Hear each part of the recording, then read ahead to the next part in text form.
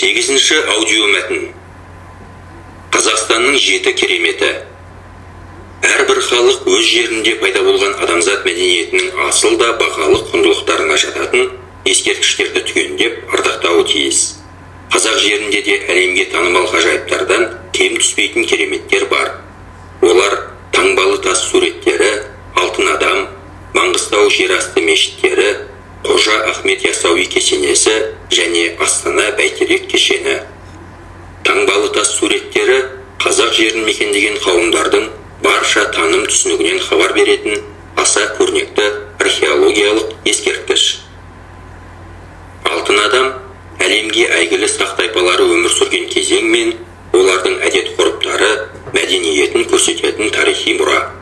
Есік қорғанынан табылған олжа бүгінде әлемге әйгілі. Ол Алматыдағы тәуелсіздік монументіне негіз болған.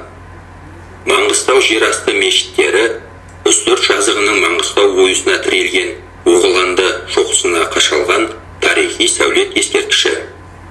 Қожа Ахмет Яссауи кесенесі Түркістан қаласында орналасқан шығыс халықтарының тамаша сәулет өнерінің бірі. Оны жылда 100-150 мыңнан астам адам келіп тамашалайды. Астана Бәйтерек кешені Есіл өзенінің жағасындағы Қазақстанның астанасы Астана қаласында орналасқан заманауи монумент.